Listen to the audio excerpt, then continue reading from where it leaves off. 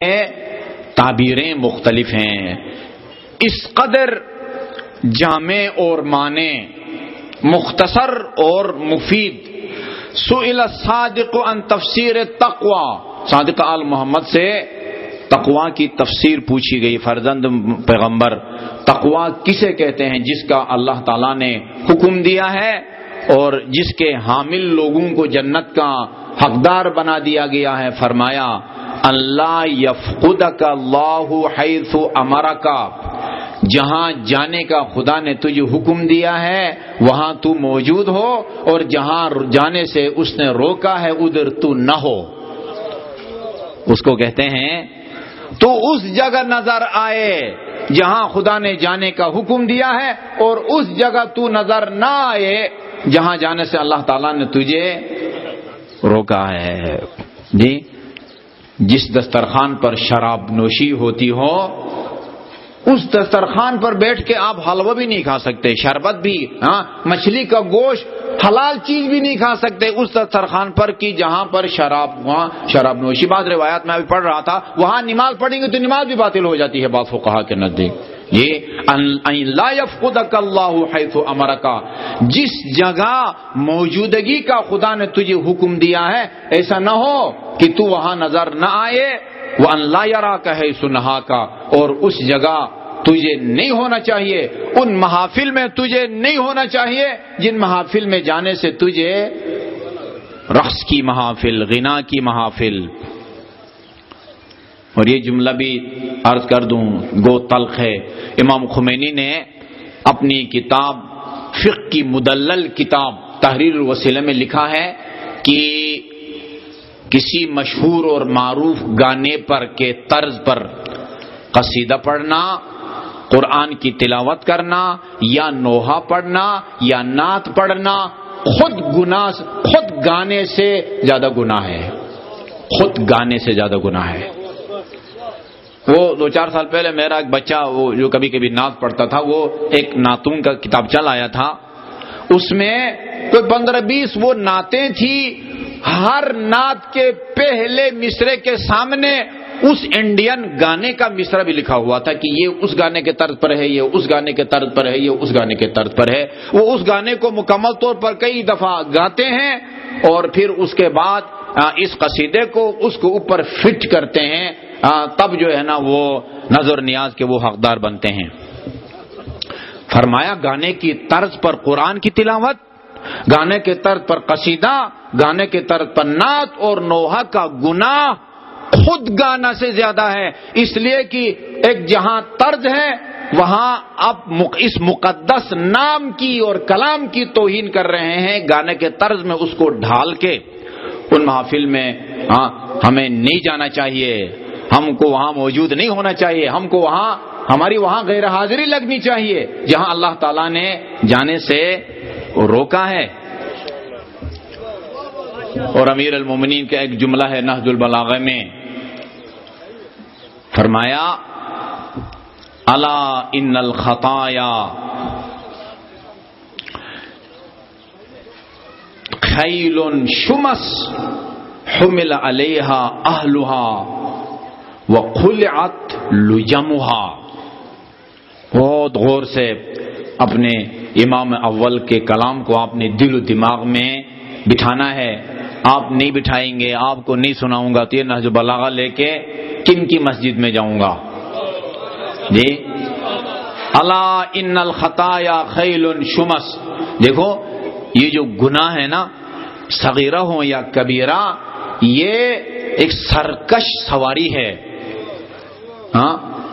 سرکش سواری ہے، حمل علیہا اہلہا، اور گناہگاروں کو اس کے اوپر سوار کیا گیا ہے، خلعت لجامہا، اور ان کی باگڈور بھی اس بیچارے کے ہاتھ میں نہیں ہے، یہ مطلق العنان جسے کہتے ہیں، اس کا باگڈور بھی اس کے ہاتھ میں نہیں ہے، جدھر لے جائے اس کو جا کے پھینک دے، فتقحمت بہ فی النار، کیونکہ باگڈور اس کے ہاتھ میں نہیں ہے لہذا سیدھا لے جا کے اس کو آتش جہنم میں یہ سواری پھینک دیتی ہے۔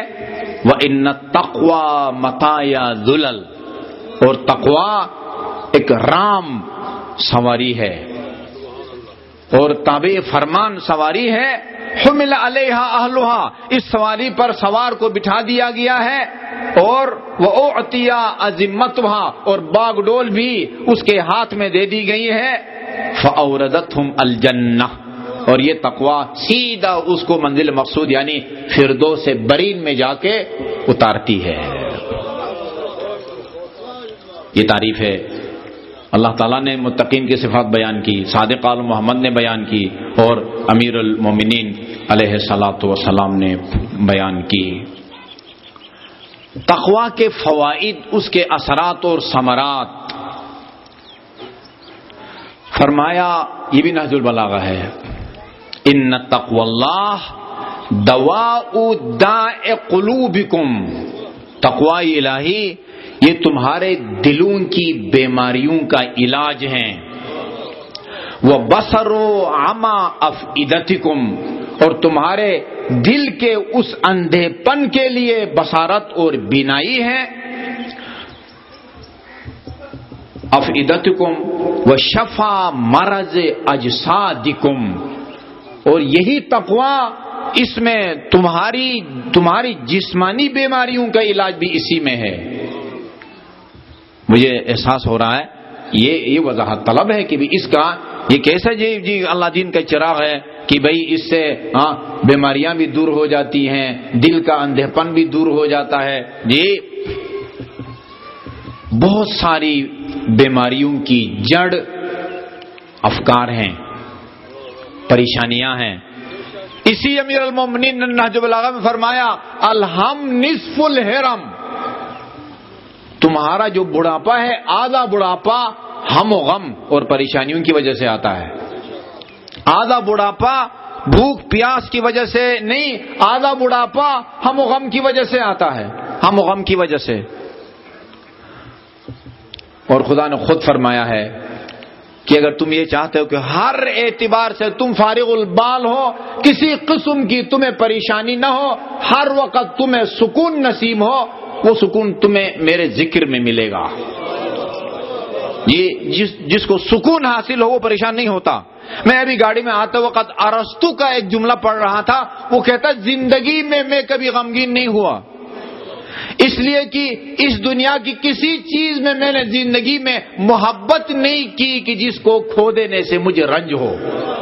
جی وہ کہتے میں زندگی میں کبھی غمگین، میں کبھی رنجیدہ نہیں ہوا۔ رنجیدہ ہمیشہ انسان کسی وہ محبوب چیز کی جس کے آپ فریفتہ ہوں، دل دادہ ہوں، اس کو کھو دینے سے، ہمسر کو کھو دینے سے، اولاد کو کھو دینے سے، جی دولت کے کھو دینے سے انسان اس دنیا میں غمگین ہوتا ہے۔ میں نے کسی دنیا کی چیز کی کوئی محبت کی گنجائش اپنے دل و دماغ میں نہیں رکھی کہ جس کے کھو دینے سے مجھے کبھی رنج ہو۔ اکثر بیماریوں کی جڑ اور اس کا سرچشمہ ہم و غم ہے۔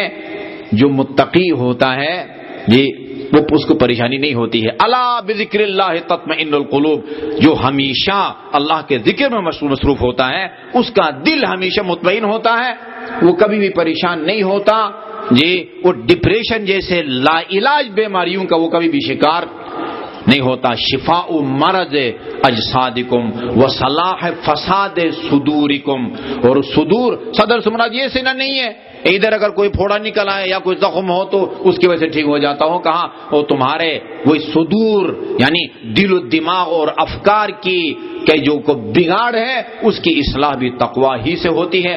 وطہور دنس انفسکم، اور تمہاری ارواح کی جو آلودگیاں ہیں ان کی پاکیزگی بھی اسی تقوی کی وجہ سے ہوتی ہے۔ وجلاء غشاء ابصارکم، اور تمہارے نگاہوں کے اوپر جو پردہ یا وہ پردہ پڑا ہوا ہے وہ بھی اس کی جلا بھی تقوی ہی سے حاصل ہوتی ہے۔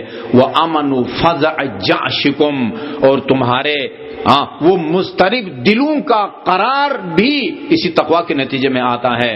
وضیاء سواد ظلمتکم، اور تمہارے دلوں کے اندر جو تاریکی ہے اس تاریکی اور سیاہی جو ہے وہ بھی اگر سفیدی میں روشنی میں تبدیل ہوتی ہے تو اس کی وجہ بھی تقوی ہی ہے۔ سب سے مفصل گفتگو جو تقوی